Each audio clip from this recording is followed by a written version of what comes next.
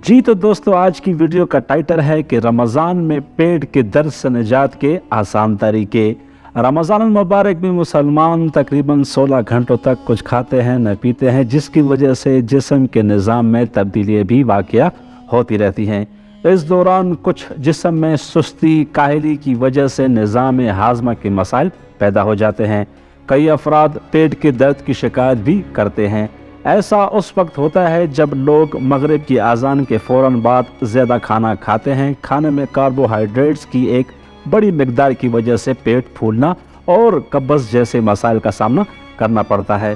इन मसाइल की एक अहम वजह यह है कि अफ्तार के बाद तेज़ाबी और मसालेदार ग़ज़ाएँ खाना, सोने से कबल भारी खाना, पानी की कमी वगैरह, ये सब वो वजूहात हैं जो पेट के दर्द का बायस बनती हैं।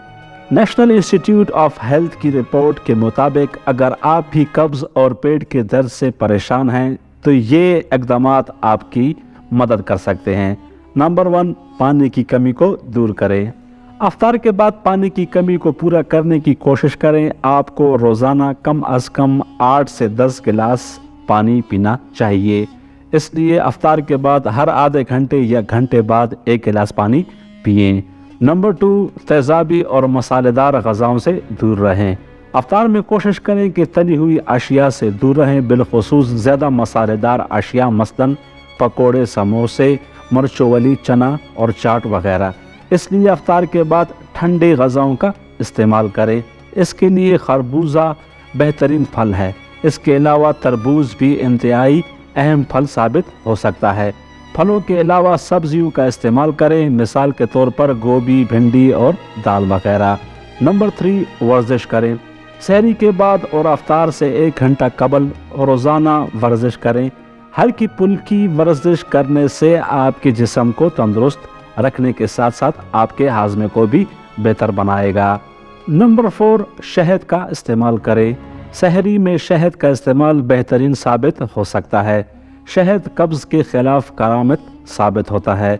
शहद के कई फ़ायदे हैं। ये गले की सोजिश, खांसी और ज़ुकाम जैसी आम बीमारियों का इलाज के अलावा पेट और कब्ज़ के मसले के लिए भी कारआमद है।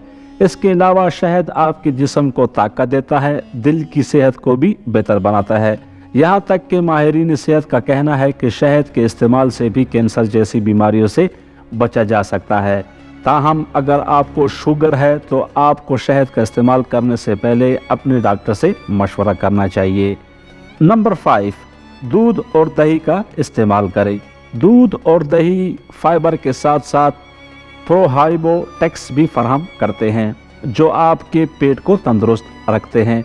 दूध और दही दोनों पेट के लिए अहम ग़ज़ाइयत की मकदार फराहम करते हैं। इसमें विटामिन डी, प्रोटीन और कई ज़रूरी अनासर जैसे zinc, magnesium, phosphorus, vitamin B12, vitamin B2 और विटामिन B3 शामिल होते हैं। सहरी के वक्त रोटी के साथ दही खाएं और आखिर में दूध पी लें, जो पेट और कब्ज़ के लिए फ़ायदेमंद है। जी तो दोस्तों, मुझे उम्मीद है कि आपको इस वीडियो से कोई हेल्प मिली होगी, और अगर आपको ये वीडियो पसंद आई है तो प्लीज़ वीडियो को लाइक कर दें और मेरे चैनल को सब्सक्राइब कर दें ताकि इसी तरह की वीडियोस आपके साथ शेयर करता रहूं।